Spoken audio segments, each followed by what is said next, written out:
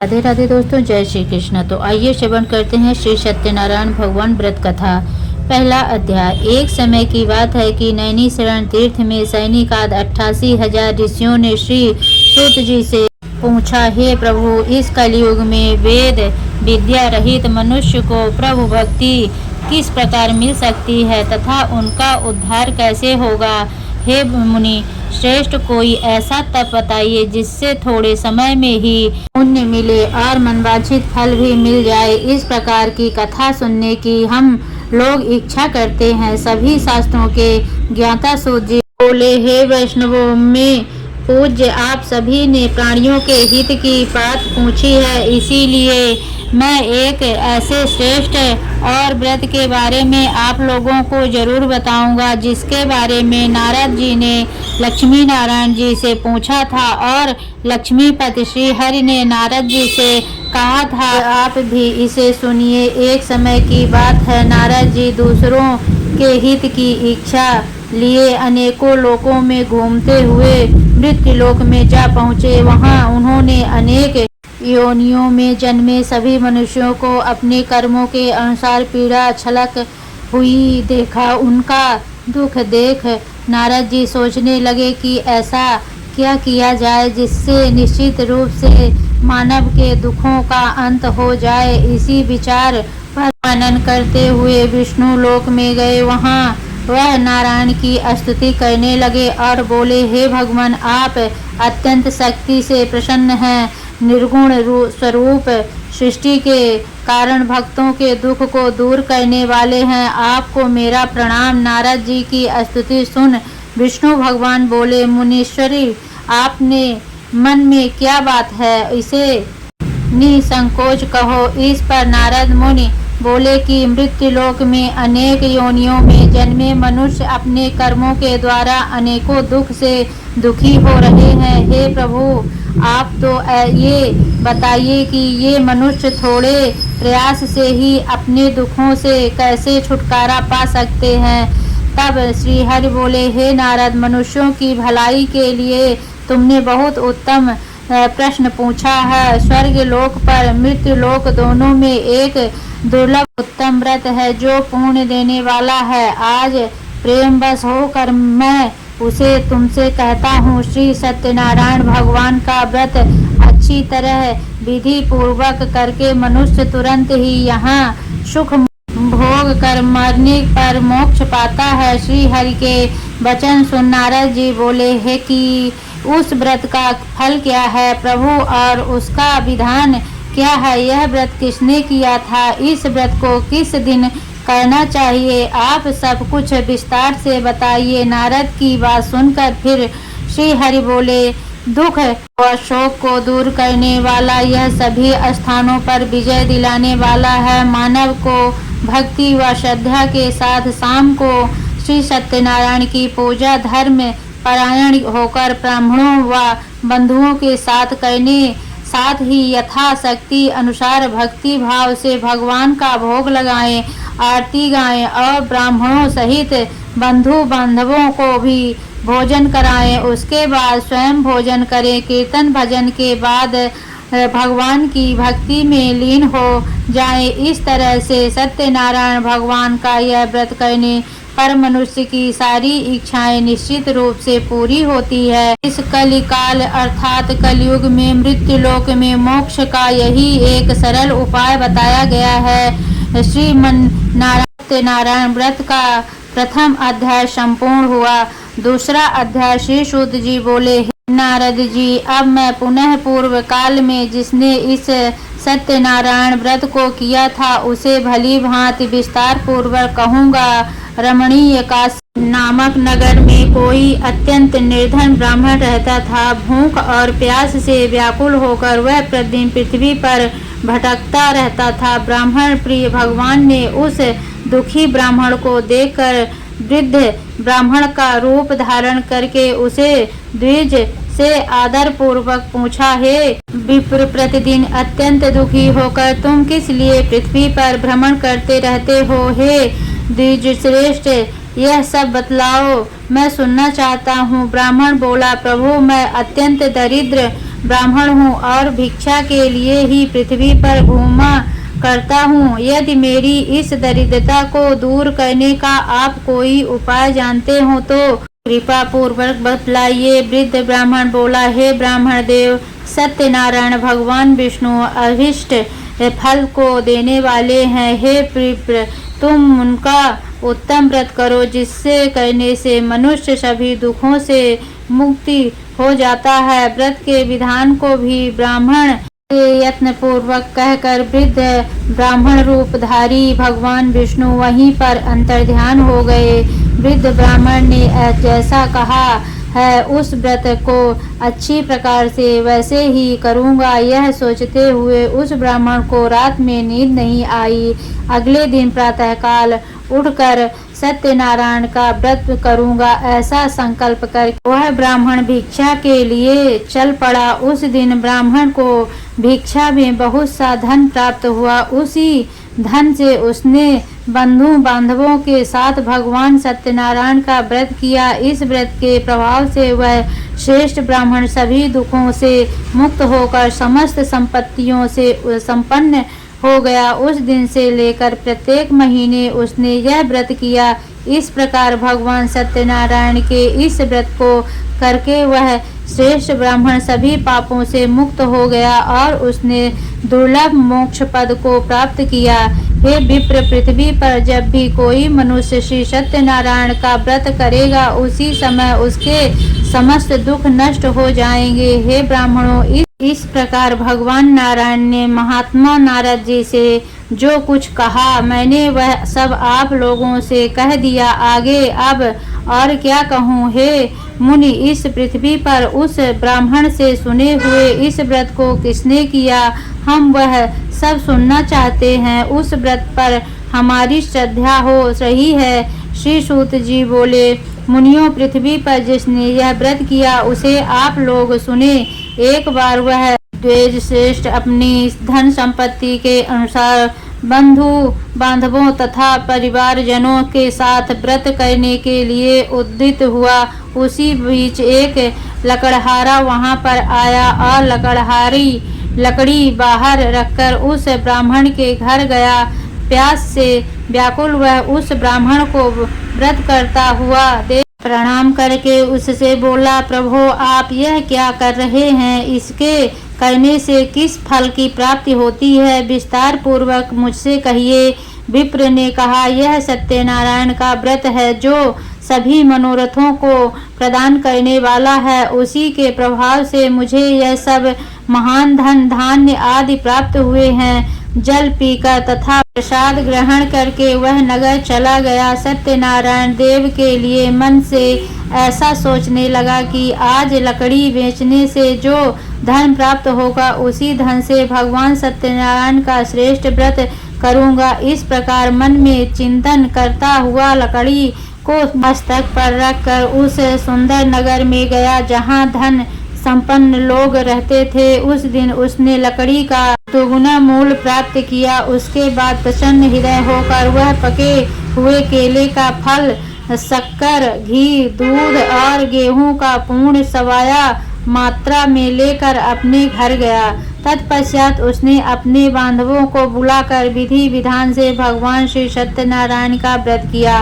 उस व्रत के प्रभाव से वह धन पुत्र से संपन्न हो गया और उस लोक में अनेकों सुखों का भोग कर अंत में सत्यपुर अर्थात वैकुंठ लोक चला गया। श्रीमन नारायण नारायण नारायण भजवन श्री नारायण नारायण नारायण। श्री सत्यनारायण भगवान की जय। सत्यनारायण व्रत कथा का द्वितीय अध्याय संपूर्ण। तीसरा अध्याय। सूत जी बोले, हे श्रेष्ठ मुनियों, अब आगे की कथा कहता हूँ। पहले समय में उल्का मुख नाम का एक बुद्धिमान राजा था। वह सत्यवक्ता और जितेंद्रिय था। प्रतिदिन देव स्थानों पर जाता और निर्धनों को धन देकर उनके कष्ट दूर करता था। उसकी पत्नी कमल के समान मुख वाली तथा सभी साध्वी भी भद्रशिला नदी के तट पर उन दोनों ने श्री सत्यनारायण भगवान का व्रत किया। उसी समय साधु नाम का एक वैश्य आया। उसके पास व्यापार करने के लिए बहुत सा धन भी था। राजा को व्रत करते देखकर वह विनय के साथ पूछने लगा, हे राजन, भक्ति भाव से पूर्ण होकर आप यह क्या कर रहे हैं? मैं सुनने की इच्छा करता हूँ, तो आप कृपा करके मुझे बताइए। राजा बोला, मैं अपने बंधु बांधवों के साथ पुत्रादि की प्राप्ति के लिए श्री सत्यनारायण भगवान का व्रत व पूजन कर रहा हूँ। राजा के वचन सुन साधु आदर से बोला, हे राजन, मुझे इस व्रत का सारा वृत्तांत कहिए। मैं भी इस व्रत को करूँगा। मेरी भी संतान नहीं है और इस व्रत को करने से निश्चित रूप से मुझे संतान की प्राप्ति होगी। राजा से व्रत का सारा विधान सुन व्यापार से निवृत्त हो वह अपने घर गया। साधु ने अपनी पत्नी को संतान देने वाले इस व्रत का वर्णन कह सुनाया और कहा कि जब मेरी संतान होगी तब मैं इस व्रत को करूँगा। साधु ने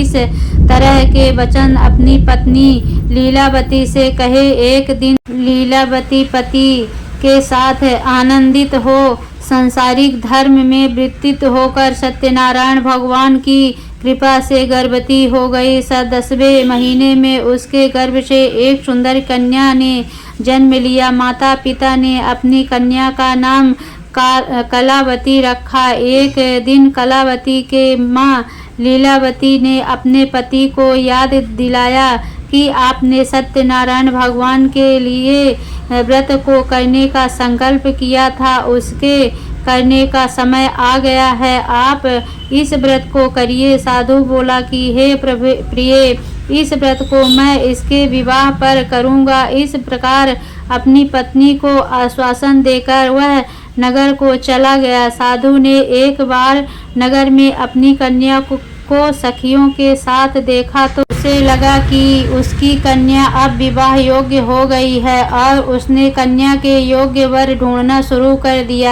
एक दिन साधु की बात को ध्यान में रखते हुए एक नगर में पहुंचा और वहां देखभाल कर लड़की के सुयोग्य वणिक पुत्र को ले आया। सुयोग्य लड़के को देख साधु ने बंधु बांधवों को बुलाकर अपनी पुत्री का विवाह कर दिया। लेकिन दुर्भाग्य की बात ये कि साधु ने अभी भी श्री सत्यनारायण भगवान का व्रत नहीं किया। इस पर श्री भगवान क्रोधित हो गए और श्राप दिया। अपने कार्य में कुशल साधु बनिया जमाई को लेकर समुद्र के पास स्थिर होकर रत्नासरपुर नगर में गया। वहां जाकर दामाद ससुर दोनों मिलकर चंद्रकेतु राजा के नगर में व्यापार करने लगे। एक दिन भगवान सत्यनारायण की माया से एक चोर राजा का धन चुराकर भाग रहा था। उसने राजा के सिपाहियों को अपना पीछा करते देख चुराया हुआ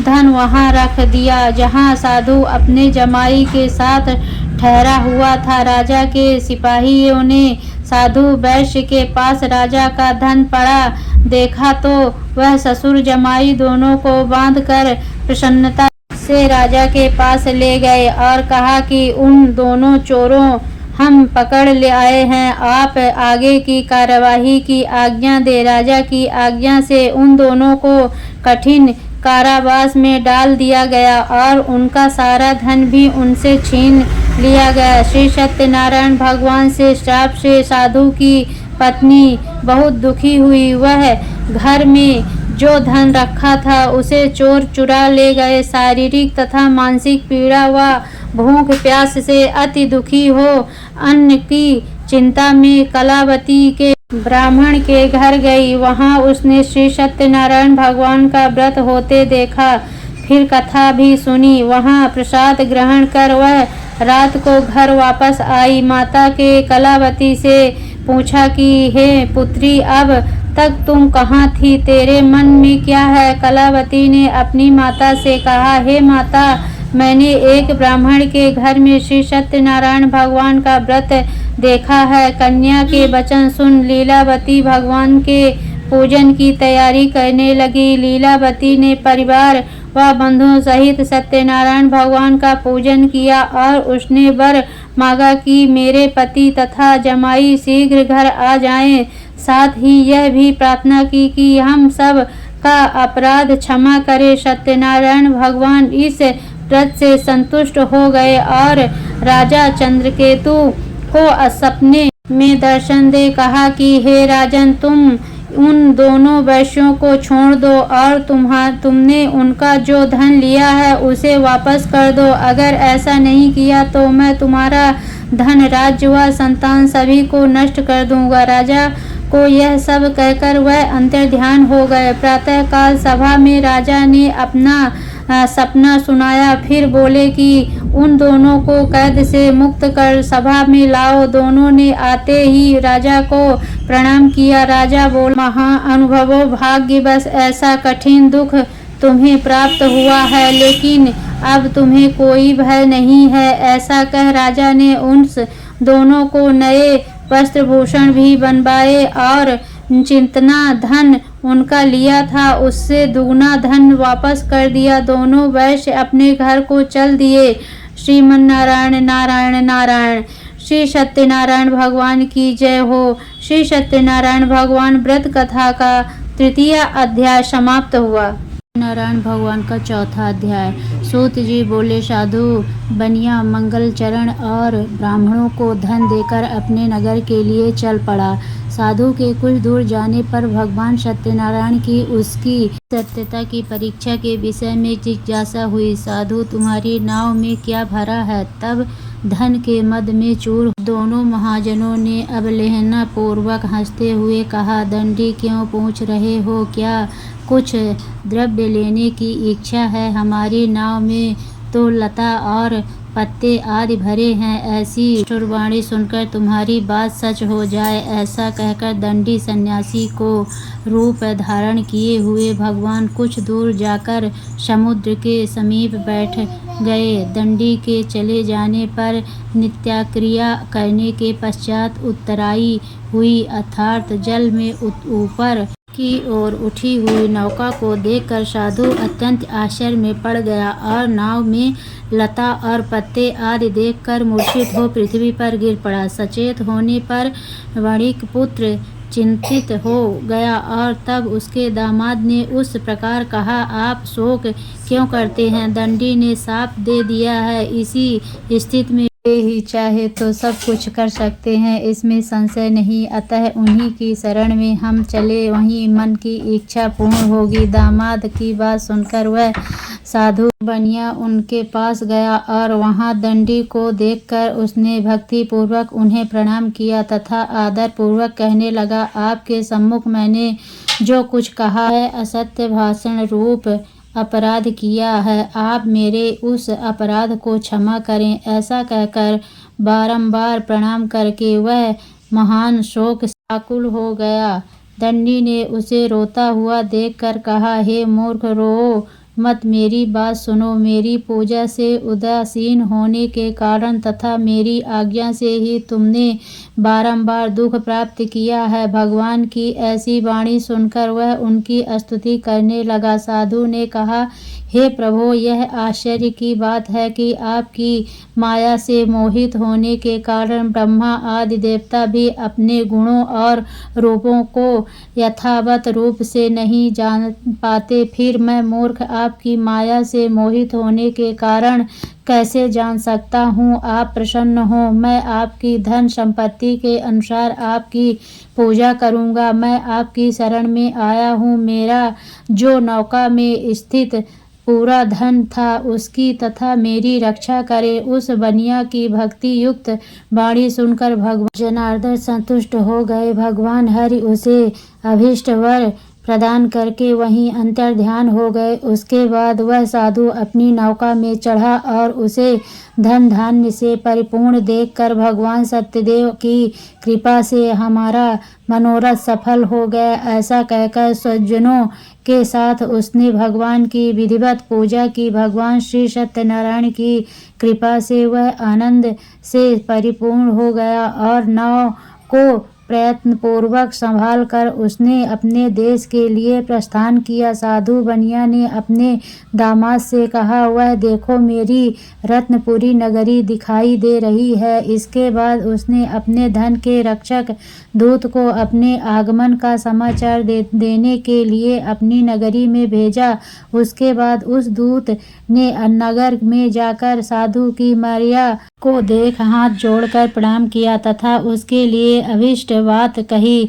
सेठ जी अपने दामाद तथा बंधु वर्गों के साथ बहुत सारे धन धान्य के संपन्न होकर नगर के निकट पधार गए हैं। दूत के मुख से यह बात सुनकर वह महान आनंद से विहील हो गई और उसी साध्वी ने श्री सत्यनारायण की पूजा करके अपनी पुत्री से कहा, मैं साधु के दर्शन के लिए जा रही हूँ, तुम शीघ्र आओ। माता का ऐसा वचन सुनकर व्रत को समाप्त करके प्रसाद का परित्याग कर वह कलावती भी अपने पति का दर्शन करने के लिए चल पड़ी। उससे भगवान सत्यनारायण रुष्ट हो गए और उन्होंने उसके पति को तथा नौका को धन के साथ हरण करके जल में डुबो दिया। इसके बाद कलावती कन्या अपने पति को न देख महान शोक से रुदन करती हुई पृथ्वी पर गिर पड़ी। नाव का आदर्शन तथा कन्या को अत्यंत दुखी देख भयभीत मन से साधु बनिया ने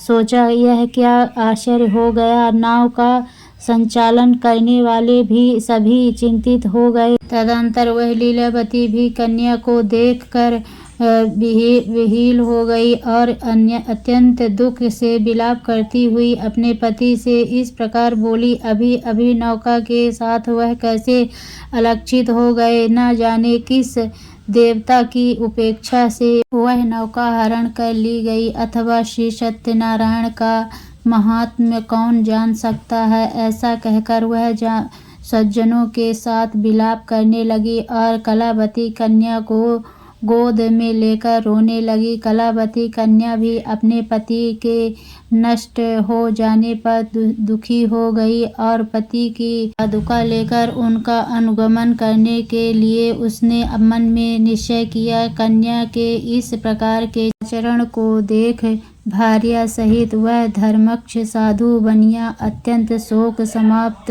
हो गया और सोचने लगा, या तो भगवान सत्यनारायण ने यह अपहरण किया है अथवा हम सभी भगवान सत्यदेव की माया से मोहित हो गए हैं। अपनी धन शक्ति के अनुसार भगवान श्री सत्यनारायण की पूजा करूंगा, सभी को बुलाकर। इस प्रकार कहकर उसने अपने मन की इच्छा प्रकट की और बारंबार भगवान सत्यदेव को दंडवत प्रणाम किया। इससे दीनों के परिपालन भगवान सत्यदेव प्रसन्न हो गए। भक्त वत्सल भगवान ने कृपा पूर्वक कहा, तुम्हारी कन्या प्रसाद छोड़कर अपने पति को देखने चली आई है।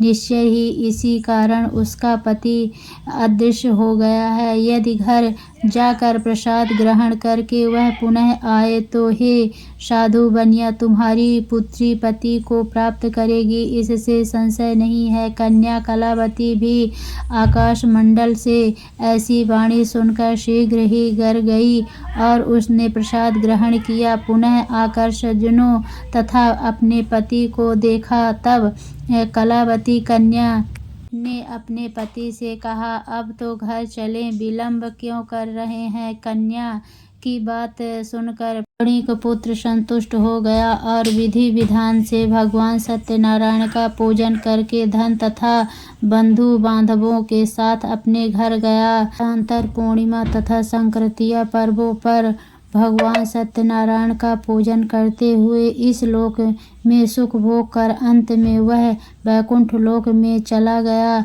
श्रीमन्नारायण श्रीमन्नारायण श्रीमन्नारायण। श्री सत्यनारायण भगवान व्रत कथा चतुर्थ अध्याय संपूर्ण।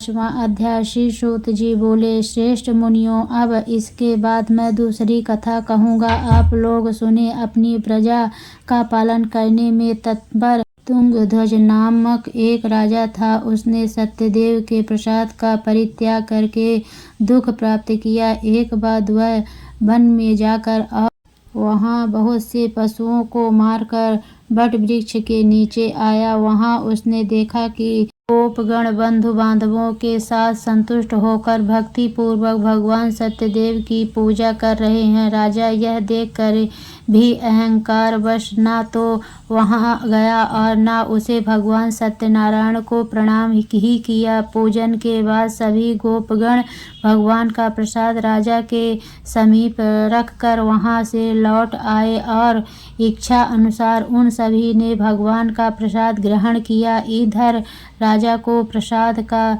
परित्याग करने से बहुत दुख हुआ। उसका संपूर्ण धन धान्य एवं सभी 100 पुत्र नष्ट हो गए। राजा ने मन में यह निश्चय किया कि अवश्य ही भगवान सत्यनारायण ने हमारा नाश कर दिया है, इसलिए मुझे वहां जाना चाहिए जहां श्री सत्यनारायण का पूजन हो रहा था।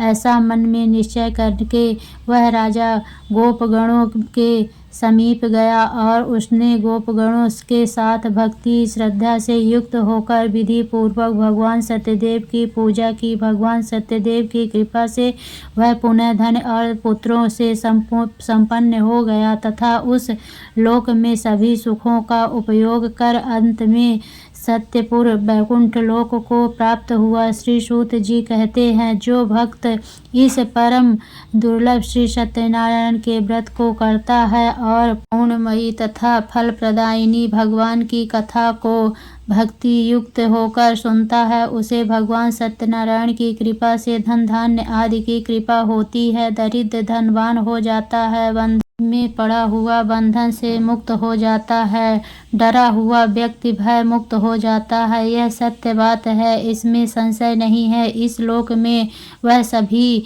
फलों का भोग प्राप्त करके अंत में सत्यपुर वैकुंठ लोक को जाता है। हे ब्राह्मणों, इस प्रकार मैंने आप लोगों में भगवान सत्यनारायण के व्रत को कहा कि जिसे करके मनुष्य सभी दुखों से मुक्त हो जाता है। कलयुग में तो भगवान सत्यदेव की पूजा विशेष फल प्रदान करने वाली भगवान विष्णु को ही कुछ लोग काल, कुछ लोग सत्य, कोई ईर्षा और कोई सत्यदेव तथा दूसरे लोग सत्यनारायण नाम से कहेंगे। अनेक रूप धारण करके भगवान सत्यनारायण सभी का मनोरथ सिद्ध करते हैं। कलयुग में सनातन भगवान विष्णु ही सत्यव्रत रूप धारण करके सभी का मनोरथ पूर्ण करने वाले होंगे। हे श्रेष्ठ मुनियों, जो व्यक्ति नित्य भगवान सत्यनारायण की इस व्रत कथा को पढ़ता सुनता है, भगवान सत्यनारायण की कृपा से उसके सभी पाप नष्ट हो जाते हैं। हे मुनीश्वर, पूर्व काल में जिस लोक में भगवान सत्यनारायण का व्रत किया था उसके अगले जन्म का वृत्तांत कहता हूँ, आप लोग सुने। महान प्रज्ञासंपन्न सतानंद नाम के ब्राह्मण सत्यनारायण व्रत करने के प्रभाव से दूसरे जन्म में सुदामा नामक ब्राह्मण हुए और उस जन्म में भगवान श्री कृष्ण का ध्यान करके उन्होंने मोक्ष प्राप्त किया। लकड़हारा भिल्ल गुहों का राजा हुआ और अगले जन्म में उसने भगवान श्री राम की सेवा करके मोक्ष प्राप्त किया। महाराज उल्का मुख दूसरे जन्म में राजा दशरथ हुए, जिन्होंने रंगनाथ जी की पूजा करके अंत में वैकुंठ प्राप्त किया। इसी प्रकार धार्मिक और सत्यव्रती साधु पिछले जन्म के सत्यव्रत के प्रभाव से दूसरे जन्म में मोरध्वज नामक राजा हुए। उसने आरे से चीरकर अपने पुत्र की आधी देह भगवान विष्णु को अर्पित कर मोक्ष प्राप्त किया। महाराज तुंगध्वज जन्मांतर में स्वयंभू मन हुए और भगवत संबंधी संपूर्ण कार्यों का अनुष्ठान करके वैकुंठ लोक को प्राप्त हुए। जो गोपगण थे वे सब जन्मांतर में ब्रजमंडल में निवास करने वाले गोप हुए और सभी राक्षसों का संहार करके उन्होंने भी भगवान का धाम गोलोक प्राप्त किया। इस प्रकार श्री स्कंद पुराण के अंतर्गत देवाखंड में श्री सत्यनारायण व्रत कथा का यह 5वां अध्याय पूर्ण हुआ। श्री मन्नारायण नारायण, श्री मन्नारायण भजवन श्री नारायण। श्री सत्यनारायण व्रत कथा का 5वां अध्याय संपूर्ण।